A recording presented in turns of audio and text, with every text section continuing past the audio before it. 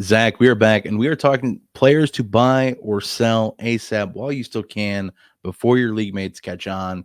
And if you are not watching the video, if you're listening on podcast players, Zach is wearing the most flamboyant blue and white striped shirt with beautiful flowers on it. He came onto the video and I didn't even notice at first, and I just kind of caught it out of the corner of my eye at some point, and it's something to behold. Maybe you're buying or selling that shirt. Let us know in the comments if you're buying or selling that shirt.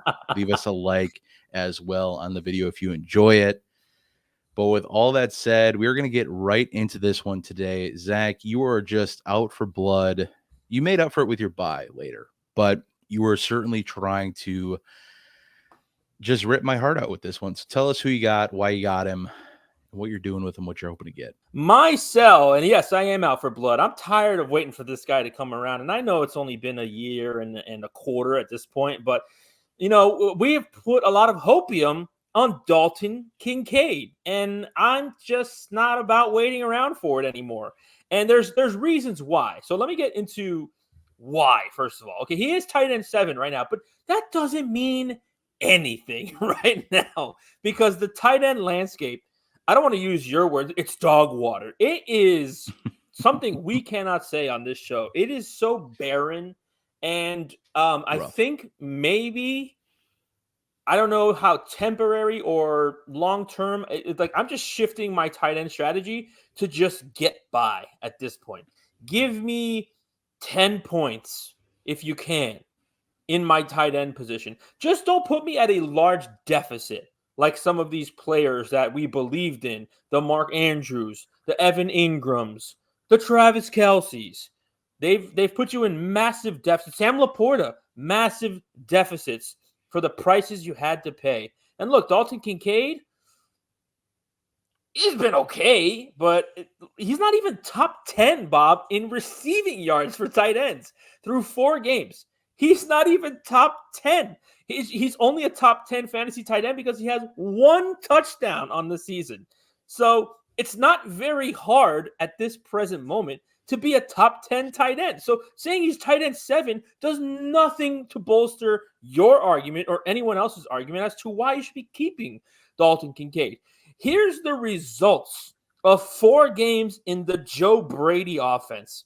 The trends, Bob, say that Dalton HIMcaid plays more when the Bills are behind. He has a higher snap share against the Arizona Cardinals and the Baltimore Ravens, 2 games in which the Bills were trailing in the 3rd and 4th quarters.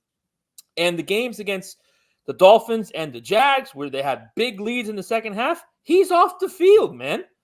He's not on the field. Dawson Knox is on the field more because they're running the ball more.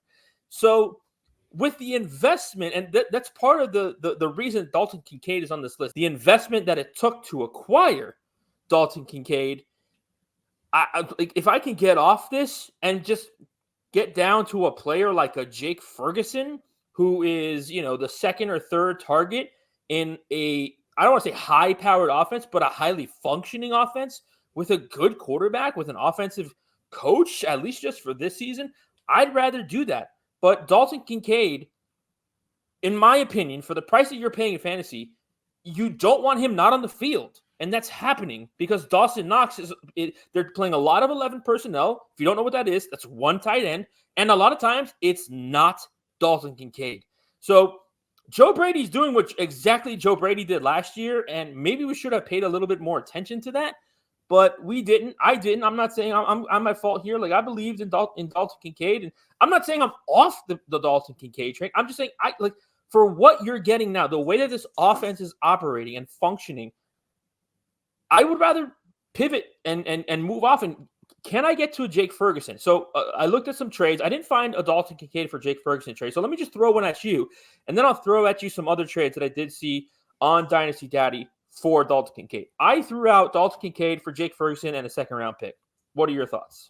I think that's probably about right. And if I'm pivoting off of Dalton HIMcaid for whatever reason, just to add on to your point, I still believe in Dalton HIMcaid. I think that we're going to see the shift where he makes more of an impact in this offense, in the tight end landscape as well.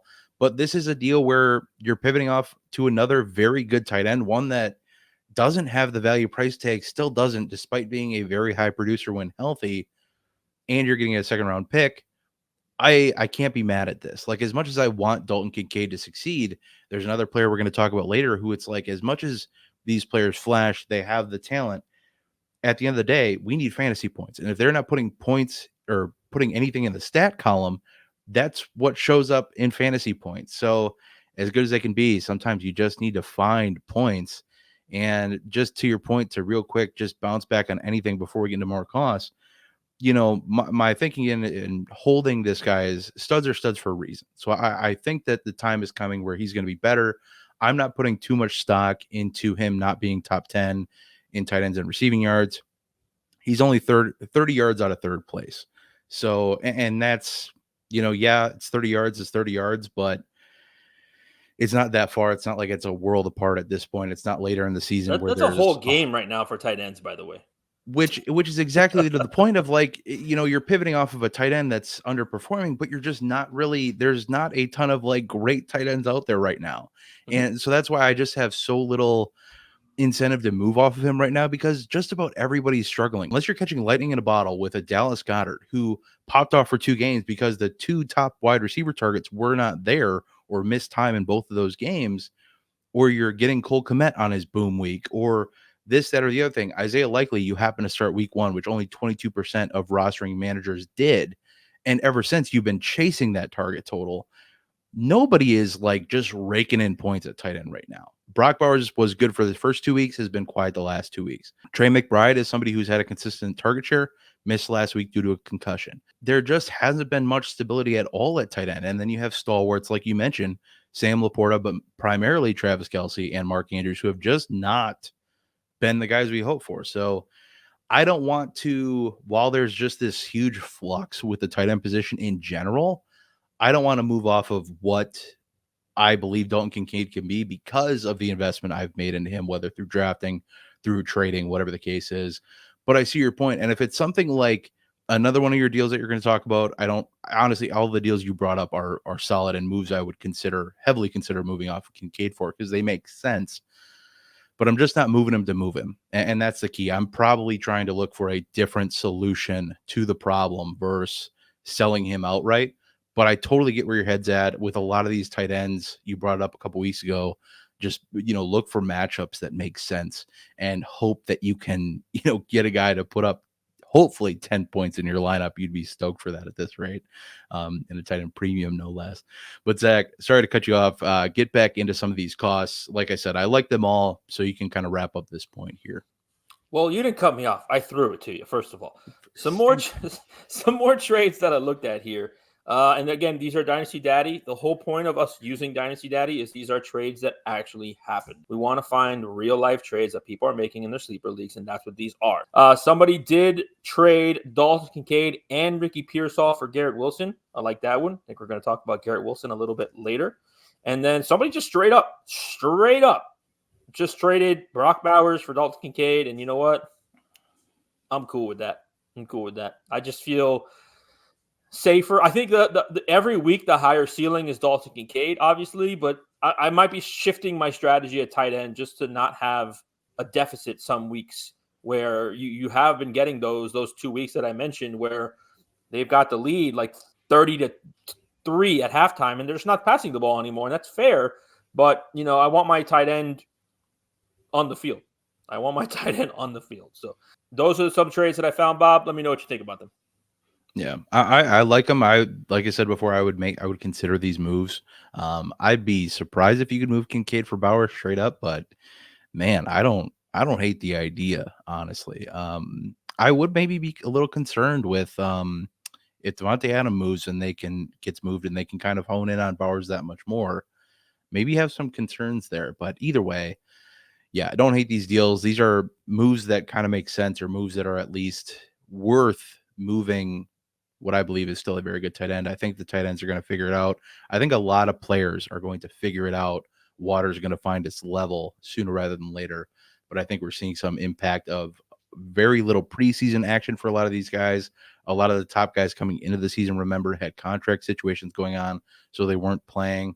So we got to take a breath a little bit, but I get it, man. I get it. We invested a lot and we are not getting what we paid for. And yeah, kudos to you for finding real life trades to work off of, because Who wouldn't want to work off of real life trades to try to suggest values? I don't know. Couldn't be me. But somebody who also could not be me is somebody that is buying Jordan Addison. I am still selling Jordan Addison. The sell window opens wide up again, back from his injury. And again, hyper efficient on minimal work. The story is the same as it was last year. Yes, right now he is actively the number 2 receiving option in the offense. And that might continue while TJ Hawkinson has worked back. I believe I saw today that they were activating his 21-day window to ramp up practicing. So that's a good sign. The fact that they're already starting up with that is very encouraging. But back to Jordan Addison, talking about the sell window, comes back, gets a receiving touchdown, gets a rushing touchdown, and everyone's all the way back in. I talked about it coming into the season where Addison's value made more sense around wide receiver 3 prices. And granted, he's still on the tail end of wide receiver 2, but you got to pump brakes. While his trajectory is going up, I'm going to look to use him to do other things with, to upgrade that position to a more prototypical wide receiver 1, something of that case, or just improve another position, but we'll get to that. So in his season so far, he's put up 2 touchdowns, 114 total yards, 6 receptions on 7 targets, and 1 rush attempt. Fun fact, he had 1 rush attempt all of last year. So don't expect this to be a regular thing for him, not somebody like a Tank Dell or a Jayden Reed, who is continuously getting rushing work to beef their upside a little bit. I don't think that's going to be the case with Addison. Obviously, he's on pace for a better rushing season this year than he was last year. To me, he's touchdown dependent. And as I mentioned at some point, TJ Hawkinson is going to come back. And when TJ Hawkinson was healthy last year, Jordan Addison was the clear number 3, behind him and Justin Jefferson. And third fiddles did a lot of stat number crunching in the offseason that the third fiddle wide receiver pecking order in the receiving pecking order does not do well for fantasy. Statistically, historically, Jordan Addison was by far an outlier. Out of 70-some players over the last 3 seasons that were the third receiving target on their offense as a wide receiver, most of them finished in the wide receiver 50 to 70 range. And Jordan Addison managed to finish as a high end, wide receiver 3. So I definitely saying, hey, pump the brakes. But I will say if he's your wide receiver 4 or less, I'm kind of fine with it, but I'd probably rather use this spike in production and in turn his value to improve another position or just improve this position, whatever the case is. But if you're that sacked at wide receivers, you're probably good there. Look elsewhere, whatever the case is. So recent trades in the last week, moving Jordan Addison plus Keenan Allen for Brandon Ayuk. You know, Zach, I'm a big Brandon Ayuk guy, and I'm going to do that every single day of the week. Jordan Addison for Rashee Rice straight up. And this was, right now, it doesn't look like Rashee Rice is going to miss the entirety of the season. We don't have all the details rolling out yet, but it does look like he missed or avoided, I should say, a season-ending injury. So this is somebody who this was a day ago before we really had a lot of reports coming out that Rashee Rice looked good. So it just goes to show, hey, wait till all the reports are out before you make these full pun intended knee-jerk reactions, moving off of a player or, whatever the case is, selling off of a player to get to Jordan Addison. You get it. Jordan Addison for T. Higgins, as much as T. Higgins is a prototypical, very good wide receiver 2 as well, going to be a little flaky. Yes, there's the 100th percentile outcome upside that he's the wide receiver 1 somewhere else next year. Also just as possible that he's a very good wide receiver 2 somewhere else next year too, and possibly a worse offense. Who knows, but I'd still make that move. I'd just feel more secure with that right now, because right now T. Higgins is the bona fide 2 in that offense. Looking ahead again, Jordan Addison for a 25 or 26 first. Don't know if I'm as about that. I don't really like to just flat out re-roll as much as I like the next year's class. Those are just 2 more trades you could look to do. Jordan Addison plus a 25 first. This one is kind of tough, but Jordan Addison plus 25 first for James Cook.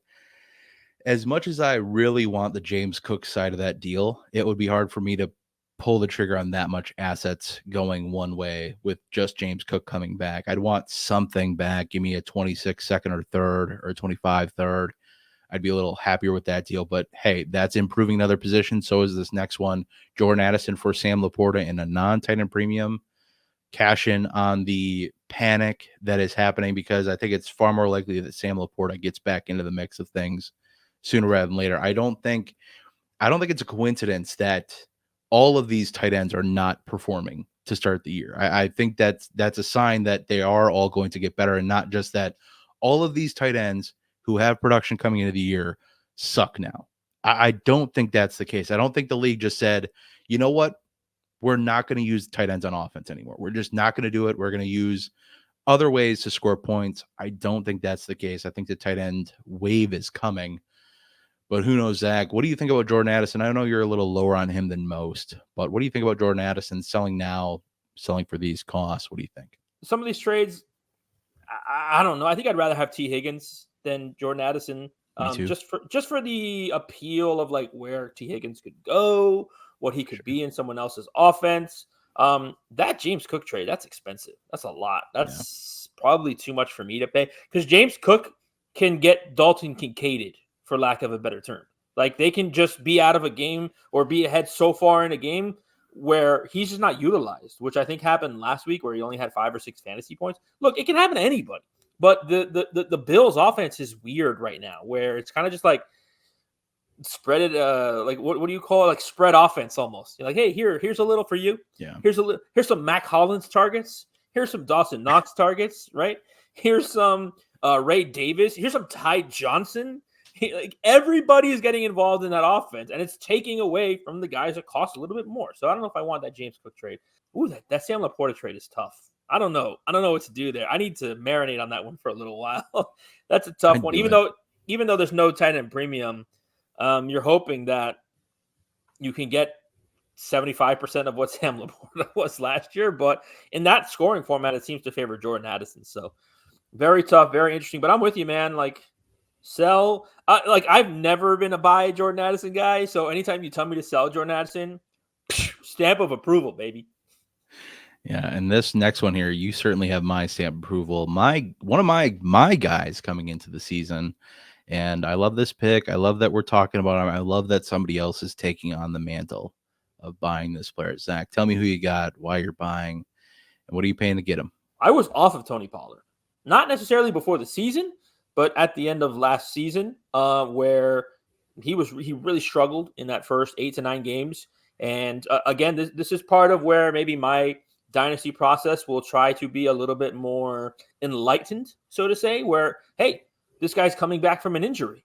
Maybe he's not 100%. Maybe we can apply that to Tank Dell. Maybe we can apply that to Mark Andrews for the start of the season. That's all. I'm not saying like, hey, you need to change how you go. But Tony Pollard is an example of just give him a little bit of time to recover from a fractured ankle or whatever the heck happened to him at the end of the 2022 season in the playoffs, by the way. So if we look from week 10 on last season, he was PFF's number 1 graded running back. If you don't like PFF grades, I mean, you can at least acknowledge that's good, right? As of right now, he's pacing for 1,000 rushing yards and over 50 receptions. Again, he's top 6 in the NFL in broken tackles. He's top 3 in the NFL in yards after catch per attempt. He had 18.8 fantasy points against my Miami Dolphins. By the way, start every running back against the Dolphins. They are terrible against the run. He ranks top 15 amongst all running backs in broken tackle percentage, missed tackle percentage, and evasion percentage. Of all these are great stats that you want your running backs to have because not all running backs are going to be able to just get yards from their offensive line, and I don't think Tennessee is one of those. They probably have a middle-of-the-road offensive line, but Tony Pollard is creating yards that are not there by being top 15 in broken tackles, missed tackle, and evasion percentage. So the player that if I'm in a competitive situation, he's locked into that Tennessee team. I think he just signed a 3-year deal in the offseason, so he's going to be there at least through next year. I don't know the specifics of that contract, but usually a 3-year deal entails some kind of out after 2 years. So again, when I'm buying running backs, that's what I want. I want a year plus of protection, and you have that buying Tony Pollard. Tajay Spears doesn't scare me. Man, Tajay Spears' hype season was fun, wasn't it? Same as Blake Corum hype season. Fun times, right? Looked at some cost on Dynasty Daddy for Tony Pollard. I found in the last 3 days, Bob, which includes the Monday night game and the days after, 5 trades in just the first page was Tony Pollard for either a 25 or a 26 second round pick. I mean, good grief. You could get Tony Pollard and not have to pay anything for over a year. Like you're kind of getting Tony Pollard for free for an entire year plus because the debt doesn't get collected until 2026, essentially. I saw Tony Pollard straight up for Jalen Polk. Sign me up for that. When is that Patriots offense going to turn the corner? It's not anytime soon, man. It's not anytime soon. Yeah. Tony Pollard for Andre Yoshibas and Roshan Johnson. Go right ahead, instant smash. And then I thought this one was a little interesting that you can make a case for both sides. Tony Pollard for Geno Smith, who Geno Smith is a top 10 quarterback right now. And I don't think it's fluky, by the way. He's played very well, and he played very well last year, and he played very well the year before. So Tony Pollard for Geno Smith felt like a very good deal for both parties involved. Those are my favorite trades, by the way. When both parties get something that's useful, and I look at a trade and it's not mine, and I say, wow, both sides really got something there. Those are my favorite kinds of trades. So I think Tony Pollard for Geno Smith is a trade that really works out for both teams. What do you think about those trades, Bob? Yeah, I think with the seconds, what's probably happening with those deals, and I touched on this talking with Noah earlier in the week, is that we're 4 weeks in. There's teams out there that the season has not gone as planned. And those are probably teams that Tony Pollard, as good as a running back as he is, kind of on that fringe running back 1-2. And if he maybe happens to be your running back 1 or 2, you might be in the position to kind of look to move on a 25-second to you if you're an 0-4, 1-3 team, a lot more appealing than trying to keep digging this hole with a running back who could lose a ton of value very quickly. But otherwise, the rest of these trades, the Geno Smith one is certainly interesting. And like you said, I think there's a conversation for both sides. Definitely the best like asset for asset swap of the bunch. Otherwise, it's unbelievably easy for me to pick Pollard in these deals. I mean, Tony Pollard for Polk, like you said, that offense is doing nothing. Polk hasn't done a ton. Yoshibas and Roshan Johnson, please, yes, I'm all about those deals. And Geno Smith, like you said, you should be giving up something to get a deal done. I almost think you should be able to get more with Pollard just because of the quarterback tax, Zack. Got to factor that in a little bit. But I love that we're talking up Tony Pollard. I love that he's getting some respect. And yeah, going back to the offseason, Tyjae Spears, Trey Benson, Blake Corum, 3 guys that just got out of control for one reason or another, the youth, the quote unquote upside, but it's just not happening, man. Tyjae Spears talked about it a ton this offseason that he was a major void for me. To be fair, the Tyjae Spears discourse died when they signed Tony Pollard. I will say that. I think you are very wrong on that. Okay. Zack, because I brought up Tony Pollard quite a few times, and that's fair. Every time it was, but Tyjae Spears, and it's, hey, you have him, you roster him, you like him, that's okay. Oh man, I'm not attacking. Is that the voice of the comment section, man? Every now and then it is, but I'm not attacking every Tyjae Spears manager. But like sometimes you just need to pump the brakes on some of these guys, and it's okay to like players, but we have to put our expectations within context. And Tony Pollard got this big contract, was brought in with this new coaching staff. Tyjae Spears with old coaching staff, whatever the case is. So, and yes, he was playing second fiddle to Derrick Henry last year, but when a running back plays second fiddle, that's usually what they are. If Spears was more than that, maybe we would have seen more. I don't know with Derrick Henry, but either way, it felt like one of the very easy calls of the offseason for me was avoiding or selling Tyjae Spears. But with all that said, all that slander out of the way, we got to take a breath. We have more slander on the way here. And this is something it got brought up in the YouTube comments, and I'm like, this is probably a conversation that needs to happen, that hasn't happened, that I haven't seen anybody really discussing. Noah mentioned that he talked about it a little bit last year, but Patrick Mahomes, and the question on the show sheet is buy or sell, and I said I don't know, TBH. And there's certainly arguments for both sides, but this probably comes down to cost of what you're paying for what you're getting in return, as well as what you need for your team. But it's time we had this conversation about Patrick Mahomes, the sacred lamb that he is. Just not talked about as the guy who may not be that guy anymore. In his last 20 starts alone, he's been so the last 2 full seasons dating back through the 2023 season and the starts we've had this year, in the last 20 starts, he's been a top 10 fantasy quarterback 5 times, which isn't bad when you consider he's been at least a top 20 quarterback in all but 2 of those games. But this just isn't what you paid for when you drafted him 101 in your startup draft, or 102 even in your startup draft, or if you, God forbid, you traded for him, you probably had to send the farm to get this guy. And I'm not saying he's a bad player. I'm not saying like Mahomes is trash, sell him, get him off your roster by all means necessary. I'm just saying we need to really, with any trade going forward, any drafts going forward, we need to take all of this into context. Fact of the matter is, the defense makes it so Patrick Mahomes doesn't have to be crazy to win games. He doesn't have to go off the rails to win these games and score a ton of points. And on top of that, maybe the biggest factor, and something we talk about with rookie quarterbacks, he's lost two very good weapons in the last 3 years. With Travis Kelce declining from his prime and Tyreek Hill leaving to go to the Dolphins, you have to think that that has an impact on him. That's just, water is wet kind of a statement. As good as Rashee Rice and Xavier Worthy are, they just aren't those players as good as they can be. Just not going to happen in terms of what they can do for Patrick Mahomes with the ball in his hands once he gets it to them either way. Looking at Patrick Mahomes so far this year, on pace for career lows in average depth of target, which has dipped significantly since he began his run as a top quarterback, almost 3 yards, was around that 8 to 9 range.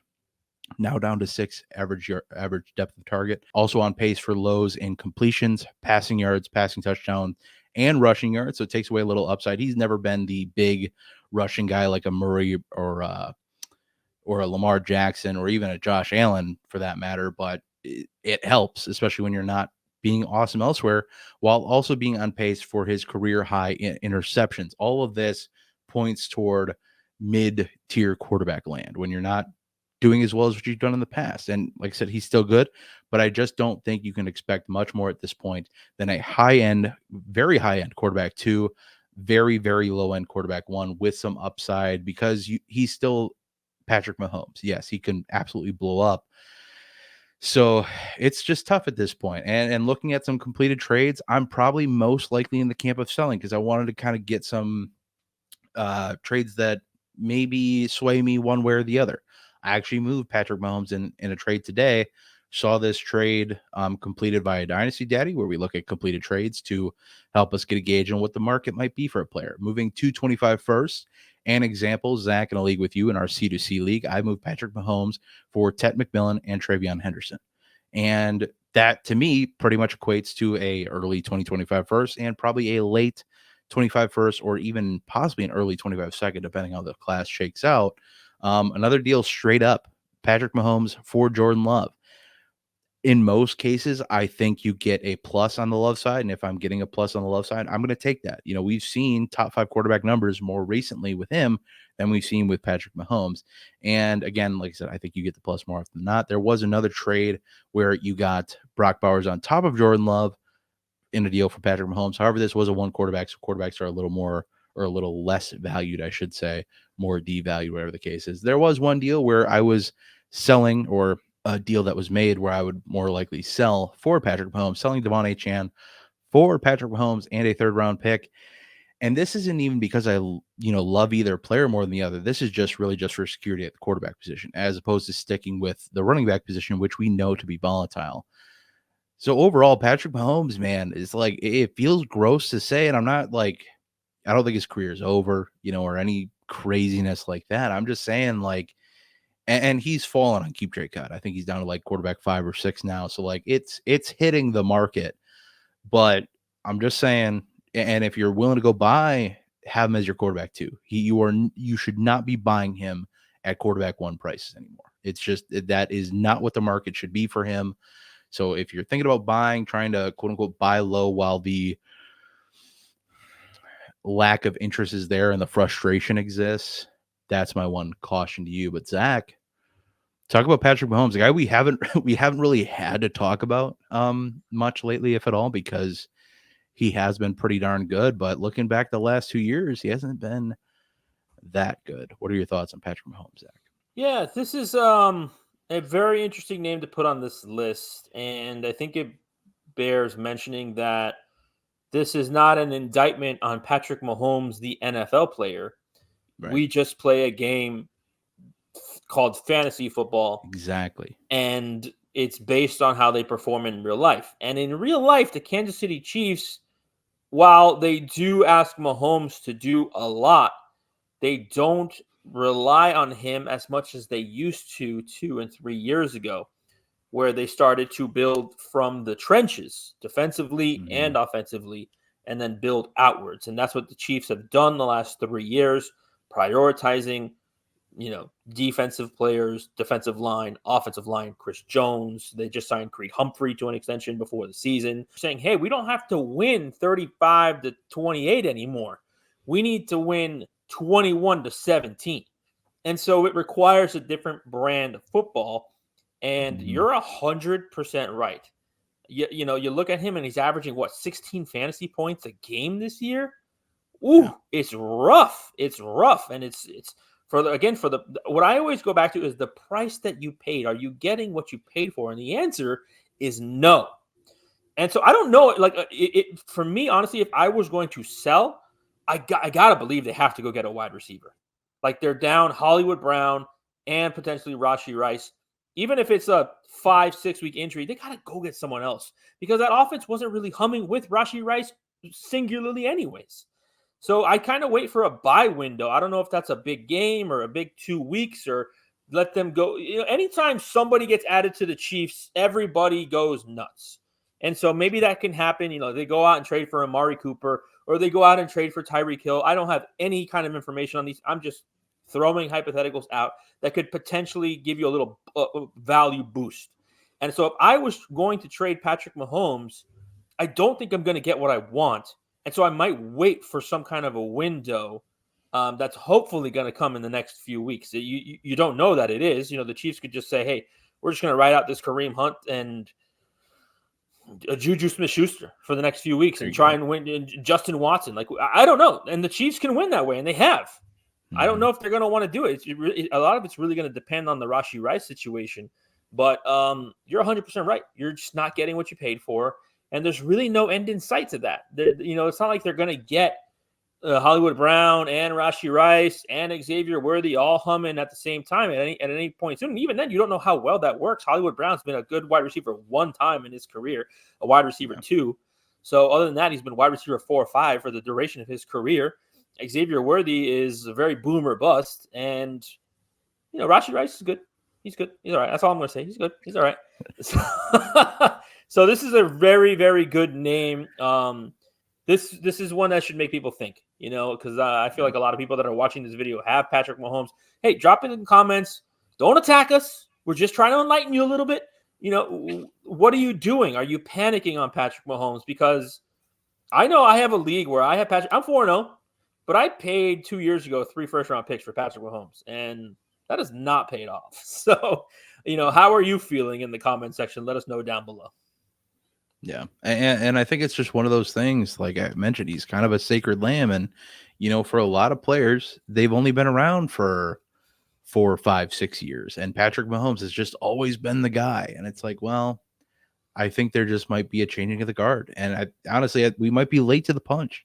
But I do think, to your point of selling, I think there's still a bit of a time window where he's falling in value, where you can still cash in on a top 5-6 quarterback price tag, where you won't be able to do that in a month. So definitely somebody I want to maybe look to move off of, sell on name value while you can, look for that blow up game, whatever it takes.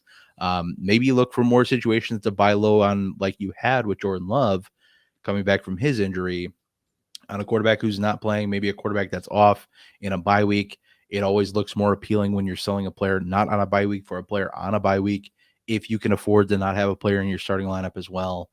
So just things to think about. Like you said, just get it in your noodle, let it slosh around in there a little bit and think on it. Don't just, wow, Patrick Mahomes, #1 best quarterback ever. Yes, NFL, very good. But right now, fantasy football, not very good. Moving on with our last segment here, we're going to get into some buy or sell rapid fire. And we're going to do this as rapid fire as possible. Rapid fire can go anywhere from 1 minute to 20. We don't know yet. It always depends on the conversations that come up. So the first one on deck here, we got a quarterback that I know I was a little lower on coming into the season and the prospecting process. Either way, Jayden Daniels, currently quarterback 2 on Keep Trade Cut. So his price tag is shooting up there. No joke with Jayden Daniels, clearly. Obviously, as the rushing upside has been lights out as a passer. Everybody wants Anthony Richardson to be, but isn't. What are your thoughts on Jayden Daniels? In a nutshell, are you looking to buy? Are you looking to sell? I don't like to throw a hold or a void into this one because it makes it too easy. So buying or selling, let's try to maybe find a price tag we can work with if we are buying or selling in that case. What do you think, Zach? Man, I'm gonna be honest with you, man. Like, I wish you gave me hold here because I don't want to buy Nope. and I don't want to Nope. sell. Nope. I like if I have to pick one, I'm probably gonna sell if anything. Sure. It's tough Let to me buy. explain something here. Like, can we stop this, man? Can we stop this quarterback too? What? Yeah. What? Why? Why? He has the 23rd best passer rating, Bob, when he's blitzed. Okay? You don't think teams are going to pick up on that a little bit? You No. don't think that teams are going to be like, well, maybe we should have just let him sit back there in the pocket and dissect our defense and send some rushers at him, because he's very clearly not as accurate. And look, he's had some phenomenal games. He's been amazing. There's just nothing I can say. But to me, this is the classic overreaction to what's happening. And look, he's probably better than what I thought he would be. I can at least admit that. But I need to see more before I believe in the prices that people are paying. Like, let's look at his schedule so far. At Tampa Bay, at the New York Giants, at Cincinnati, at Arizona. Is there one good defense there so far? Like Cincinnati just got 27 points put up by Carolina. There's not one singularly good defense on there that you can look at and say, yeah, he did really well against them. I got to see more. Like, look, we got Cleveland this weekend. That's a really good defense. Let me see how he does against Cleveland. Then weeks 8 through 10 at Chicago. No, sorry, Chicago at home, the Giants, and Pittsburgh. The Giants are an okay defense. As a matter of fact, he only had 15 fantasy points against the Giants in week 2. Those three. Let me see Jayden Daniels those 3 weeks, because I totally understand he has played phenomenal. 3 top 5 quarterback weeks, 2 top 3, but the defenses he is playing against are not good. And when you look at the stats, he is far more of a normal quarterback when teams are blitzing. So let's give teams some time to adjust, to watch the film on Jayden Daniels, see how the offense is being run, and then see how defenses react. So if anything, if I had to pick one of the two, I would be selling. There's a little bit of bias because I was not a Jayden Daniels fan prior to the season. I'm just too afraid of the hits that he took in college. And he's kind of not taken those hits so far, so I got to give him credit there. But I got to see him play against some better defenses before I can say quarterback 2. I think that is not being realistic. It's reacting to what we've seen against bad defenses and not saying, hold on a second, there's more to this picture that I need before I start coloring in the lines here. So for me, it's a sell. I don't want to sell, but if you're making me pick one of the two, I'm picking sell. Yeah, I hear you. And just for some reference, looking at PFF's defensive grades, Tampa Bay and New York are both, the New York Giants, that is, are both top 12 in defensive rating, whatever that means to anybody. And otherwise, the other 2 teams are not good, not as good. So that is definitely something to consider. Great point add on, Zach. And it'll be a good litmus test when he has to face that little ragamuffin of other defenses that are on the docket. I definitely want to buy because I don't have any shares, because I avoided him in all my drafts. There's also plenty of drafts where I just didn't really have an opportunity to draft him. He was going in the same range as Malik Neighbors. So the same reason I don't have Grand, I probably wouldn't have drafted him anyway. The same reason I don't have Jayden Daniels is the same reason I don't have Neighbors. I didn't have picks in that area. So I am interested in buying, but the price tag has gone up so much. And again, we don't hate players. We hate values. This is a big constitution of that, where looking at some deals for him, Jalen Hurts and a 3rd-round pick for Jayden Daniels. Jayden Daniels for Josh Allen straight up. Amon-Ra St. Brown for Jayden Daniels straight up. Patrick Mahomes for Jayden Daniels. Now, with all the Patrick Mahomes slander behind us, is that a deal you'd make? Would you give up Patrick Mahomes to go give Jayden Daniels? I don't know that I would yet. Not straight up. But their values certainly suggest otherwise with this trade here, at least. But Zach, what do you think about some of those trades? Are you in or out on those? Did those kind of wet your whistle at all when it comes to getting a value you like, or not really? Would you stay put with everybody but Jayden Daniels? I'm not trading Amon-Ra St. Brown and I might do the Jalen Hurts one. It's not a terrible trade. It's probably one I probably prefer Hurts just because we've seen it longer and more with him. But I'd almost lean on whichever side just has the plus, honestly. It's one that makes me think. Like Amon-Ra St. Brown, I immediately say no. I immediately say no. Yeah, and Josh Allen as well. I assume is a big fat no for you, Josh Allen for Jayden Daniels. Absolutely not. Yeah, like that's insanity. Why? What do we? Yeah, hopium stamp of approval. Yeah. Here's another one: Jayden Daniels or Joe Burrow. Straight up, another deal. See, that's where you start to think, right? I was gonna say that's probably pretty close. That's probably right on the the cusp of what you're looking to do there. All right, and we will move on to our last rapid fire buy or sell. Garrett Wilson, another guy who is getting a little bit of call out in the YouTube comments. We read those comments, especially when they're constructive or fun, interesting questions. And one of the things with Garrett Wilson is, we see so much talent. At the end of the day, we see the talent. We see him pop on film. We see his route running. He's clearly a talented football player. But another question, like with Dalton HIMcaid, it's not showing up in the stat column. Stat column are what equal fantasy points for my lineup. Another guy, top 10 valued wide receiver on just about any platform, any ranking in Dynasty. Zach, what are you doing with Garrett Wilson? Well, Garrett Wilson's an interesting one. I think that depends on your expectations of Garrett Wilson. I think you and I have talked about his price. This is a conversation I'm talking about over the last, 10 months, 8 months, where his price is a little bit too much for the production you've gotten. Like I remember we were talking Garrett Wilson in comparison to Chris Olave. But, one thing that we should talk about, and I think that context is often thrown out the window when it's elite players and you just want them to perform no matter what. He's gone against Charvarius Ward, L'Jarius Sneed, Christian Gonzalez, and Patrick Surtain. Bunch of Pro Bowlers and all pro cornerbacks on that list. Sure. So at the very least, there's that. I also think he's suffering from the fact that offense, there's something missing. Like they need someone else to throw to.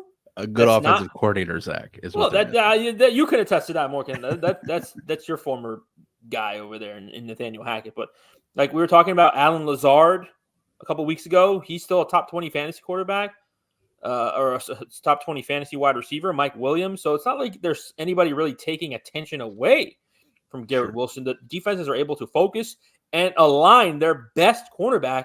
Garrett Wilson lines up in the slot. All right, well, we're going to put our best cornerback in the slot to line up against Garrett Wilson. And that's just because they don't have anybody else, the Jets don't, to really scare a defense in terms of respecting someone else and not focusing their attention to Garrett Wilson. So I'm buying Garrett Wilson if I'm able to at a reasonable cost.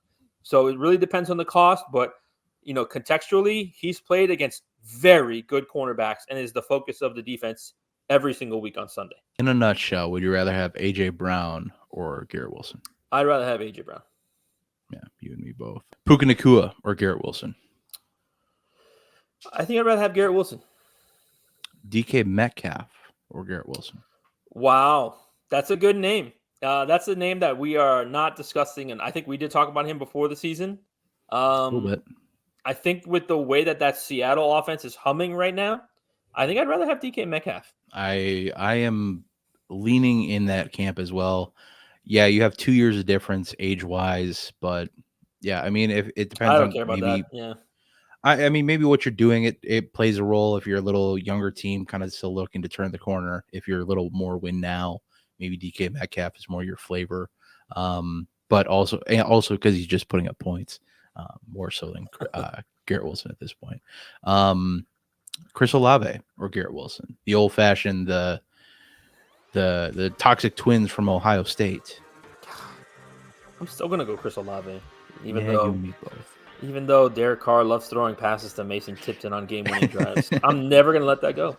Never gonna let that go. I can't blame you one bit, and I can't blame y'all one bit for making it this far in the video. If you did, please leave a like, comment down below what you think of Zack's shirt. We want to hear all about it. And also head on over to patreon.com/Dynasty Rewind. Get in that Discord server for a free 7-day trial. Talk about Zack's shirt, that much more. But with all that said, all the promo in the books and Zack's shirt tucked away nice in his closet, we're going to get the heck out of here. But we will see you again in the next one. But until then, I hope that y'all have a good one.